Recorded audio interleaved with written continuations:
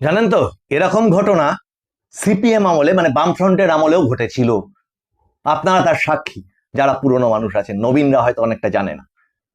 সেটা হচ্ছে ওই 2010-এর পর থেকে প্রশাসনের একটা অংশ ধীরে ধীরে ধীরে ধীরে বাম বিরোধী হতে শুরু করে দেয়, যারা নিজেরা পার্টি অফিসকেই একদম ঈশ্বর তুল্য করে অফিসে যেতেন, অফিস কাচারি করতেন এবং পার্টি অফিসের কথায় ইয়েস স্যার ওঠবোস করতেন। তারাই কিন্তু আস্তে আস্তে আস্তে আস্তে নিজেদের মনোভাবের দিক থেকে তিতি বিরক্ত হতে শুরু করে এবং সেটার একটা মানে চরম ইঙ্গিতবাহী চিত্র শেষ মুহূর্তে গিয়ে ধরা পড়ে। কোথায় গিয়ে? যখন এই এখনকার মুখ্যমন্ত্রী, তৎকালীন বিরোধী নেত্রী, উনি যখন ওই 2011-র ভোটে তার ভোট কেন্দ্রে ভোট দিতে যান, তখন ওইখানে ওই সামনে ভোট কেন্দ্রের সামনে থাকা যে পুলিশের যারা সিকিউরিটিতে ছিলেন, তাদের একজন পট করে মুখ্যমন্ত্রীকে স্যালুট করে বসেন।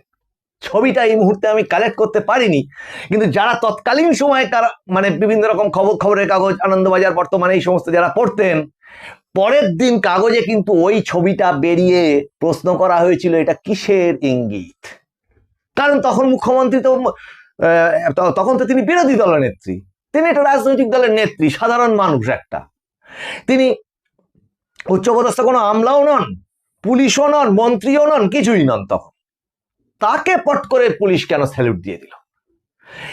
এইটা কিন্তু আজ কি কি ঘটনা ঘটলো, এর সাথে কি মিল আছে, সেটাই আজকে আপনাদেরকে দেখাবো। যে পরিবর্তন বা পালা বদলের যে উপসর্গগুলো মানে সাপ্রেস ছিল, মানে অতটা বোঝা যাচ্ছিল না, এইবার কিন্তু সেগুলো স্পষ্টভাবে ফুটে উঠছে।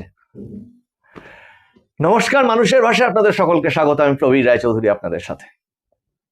আজ ছিল দীর্ঘদিন ধরে যে ডিএ আন্দোলনকারী সরকারি, পশ্চিমবঙ্গ সরকারের যে সরকারি কর্মচারী বৃন্দ, তাদের দীর্ঘদিনের যে দাবি, ডিএর দাবি, একদম সমহারে কেন্দ্রীয় হারে যে ডিএটা পাওয়ার দাবি, সেই দাবিতে রাজ্য সরকার দীর্ঘদিন ধরে কোটি কোটি টাকা খরচা করে সুপ্রিম কোর্ট, হাইকোর্টে মামলা লড়ে লড়ে হেরে হেরে শেষ পর্যন্ত সুপ্রিম কোর্টের রায় যা বেরিয়েছে 31 মার্চের মধ্যে, 31শে মার্চের মধ্যে এই ডিএ 25% দিয়ে দিতে হবে এবং ব্যালেন্স যে 75% থাকবে সেটা ইনস্টলমেন্টে শোধ করতে হবে মে মাসের মধ্যে।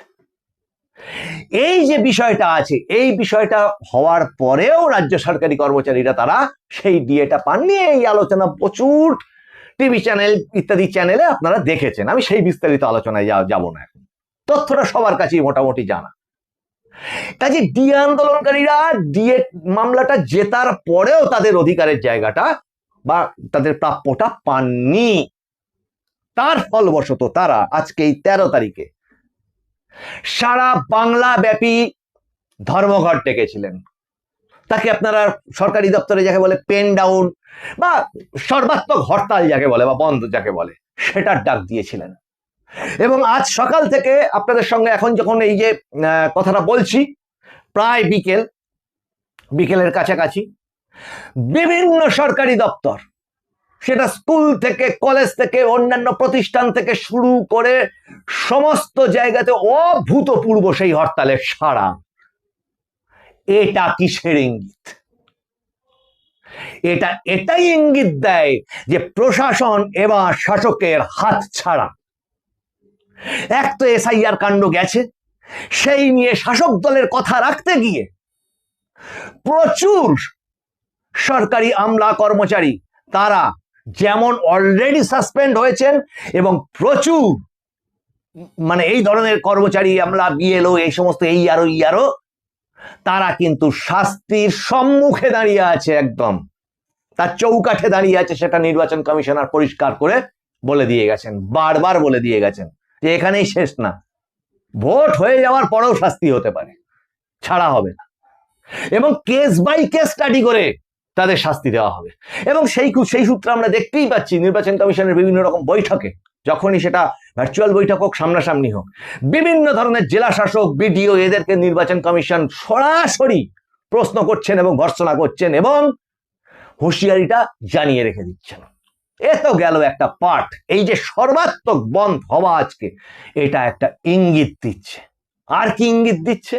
এই যে মাঝখানে সুপ্রিম কোর্টের হিয়ারিং, এসআইআর, এই সমস্তগুলো চলাকালীন অবস্থাতে বেশ কিছু আন্দোলনের ঢেউ কিন্তু এই কল্লোলিনী তিলোত্তমা কলকাতার বুকে আছড়ে পড়েছে, যেটা অনেকেরই হয়তো অতটা নজরে পড়েনি। সেটা কি? কখনো এটা তো 2-3 বার তো শুধুমাত্র যারা আশা কর্মী দিদিরা আছেন তাদের প্রাপ্য নিয়ে বিভিন্ন রকমের আন্দোলন আছড়ে আছড়ে পড়েছে এবং সেখানেও পুলিশের লাঠি চলেছে, সেখানেও তাদের অ্যারেস্ট করা হয়েছে। এবং এর মাঝখানে যারা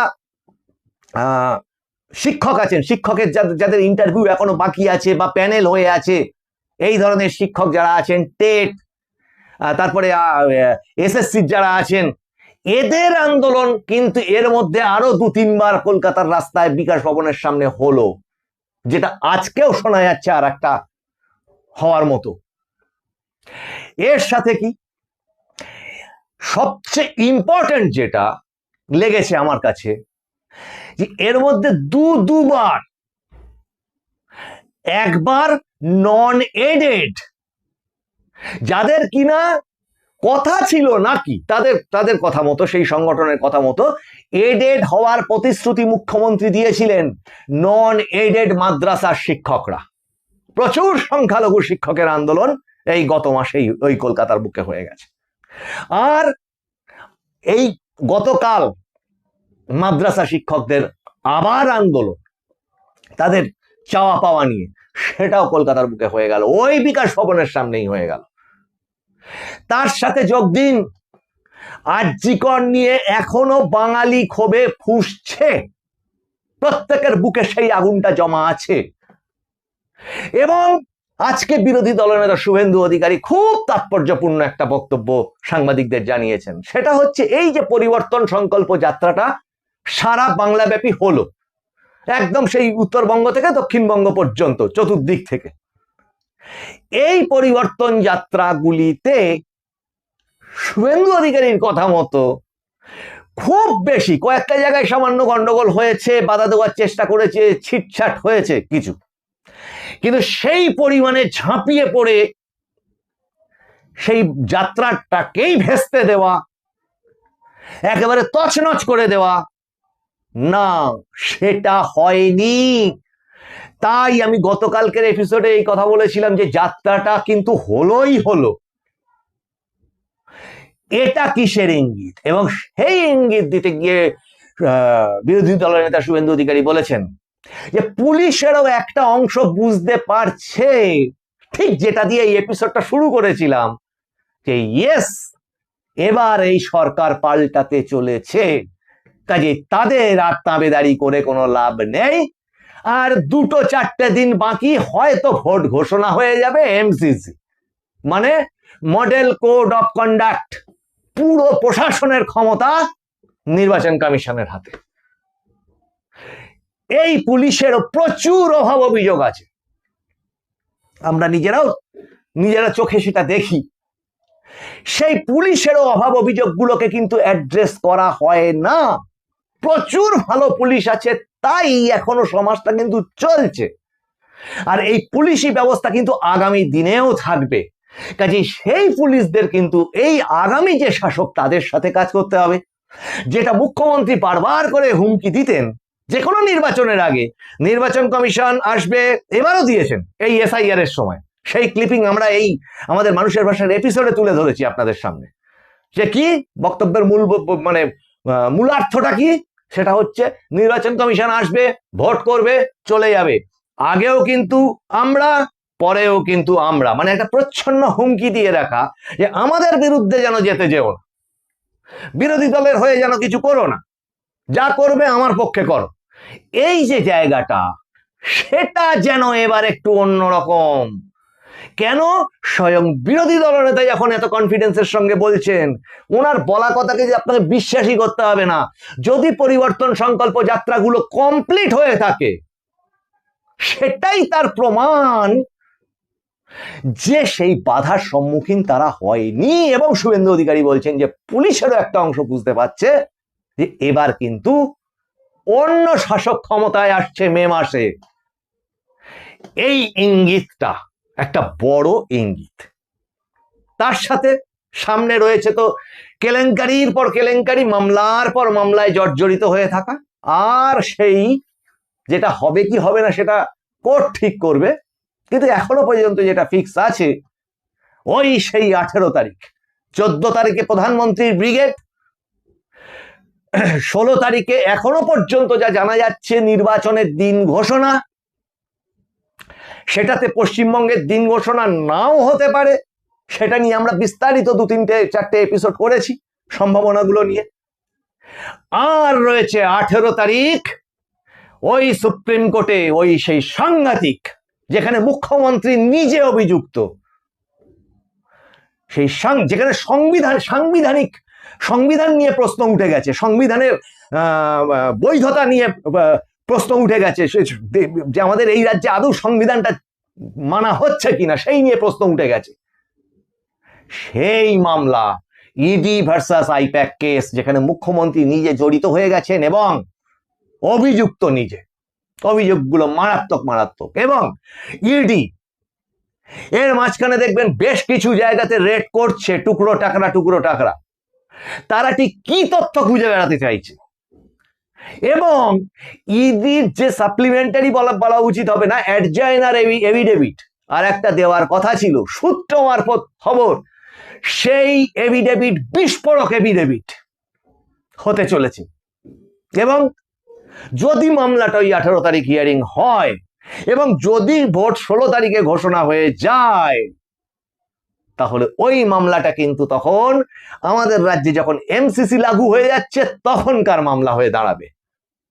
আর আগামী 23 তারিখ এই এসআইআর নিয়ে সুপ্রিম কোর্টে আবার হিয়ারিং আছে, যে কতটা হলো কি বৃত্তান্ত, কতটা কাজ এগোচ্ছে ইত্যাদি ইত্যাদি বিচারকরা শুনবেন, বিচারপতিরা শুনবেন। তাহলে এই সামগ্রিক যদি দেখেন, আর এর পাশাপাশি স্কুলের শিক্ষক থেকে শুরু করে, ছাত্রছাত্রীদের থেকে শুরু করে, বেকার যুবক যুবতীদের থেকে শুরু করে আরো যত কিছু আছে সমাজের, যে কোনো কোণাটা ধরেন না কেন, সমস্ত জায়গাটায় মানুষের ক্ষোভ। সামান্য হকার, তার কাছ থেকে তোলা নেওয়া হয়, যে সামান্য বাজারের যিনি সবজি বিক্রি করছেন, একটা বাজারও না, রাস্তার উপরে ফুটপাতের উপরে যিনি সবজি বিক্রি করছেন সেখান থেকে পর্যন্ত তোলা হয়। এই যে সামগ্রিক মুক্তির ইচ্ছা মানুষের, এই মুক্তির ইচ্ছা কিন্তু এবার জানান দিচ্ছে, এটা ইঙ্গিত দিচ্ছে, ভোটটা হতে দাও। প্রতিটি মানুষেরই একটাই দাবি, ভোটটা পরিচ্ছন্নভাবে হতে দাও। কিন্তু এই সবটা যদি ভাবেন, তাহলে ও প্রশাসনের আর পড়ে আছেটা কি?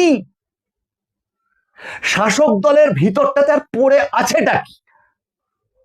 আর জানেন তো, এটাও কিন্তু বাম আমলে হয়েছিল শেষ পর্যন্ত। খেয়াল করবেন, তখন যারা এই প্রশ্ন তোলেন তাদের জন্য বলছি, একটু স্মরণ করুন, বাম আমলে যখন 2011 সালে তৃণমূল কংগ্রেস বামফ্রন্টকে উল্টে দিল, রেজিমেন্টেড পার্টি, বুথে বুথে না, পারলে প্রত্যেকটি মানুষের বারান্দায় যে মানুষ, যে পার্টি ট্র্যাক করতো সংগঠনকে, সেই পরিমাণ সার্চলাইটের তলায় রাখতো, যে প্রতিটি মানুষ কখন বেরোচ্ছে, কার বাড়িতে ভাই কি করে, বোন কি করে, আর এক দাদা কি করে, আচ্ছা বোন আর দাদার ভোটটা যদি হয় তাহলে এই ভাইয়ের ভোটটা না হলেও চলবে, এই রকম ভাবে যারা ট্র্যাক করতো, অতটা রেজিমেন্টেড পার্টি, সেই পার্টি উল্টে গেল কিভাবে? সুধী দর্শকবৃন্দ যারা তৎকালীন সময়কার, তারা জানেন তৃণমূল কংগ্রেসের তখন কোন সংগঠন ছিল। এখন যারা এত বড় বড় তাবৎ নেতা মন্ত্রী ইত্যাদি ইত্যাদি, চিন্ত কজন, নাম জানতো কজন? তখন বুথে বসার লোক ছিল না তখন, কিন্তু এতৎসত্ত্বেও মানুষ বলেছিল ভোটটা একবার দিতে দাও, এই বামফ্রন্ট উল্টে দেব। এবং সেবারে ওই লাস্ট, যেটা শ্রমিক ভট্টাচার্য মহাশয় রাজ্যের বিজেপির সভাপতি তিনিও বলেছেন, ওই 2011 ওই লাস্ট এই বাংলা পশ্চিমবঙ্গ ভোট দেখেছিল, যাকে বলে ভোট, অবাধ ভোট, মানুষ দাঁড়িয়ে ভোট দিতে পেরেছিল।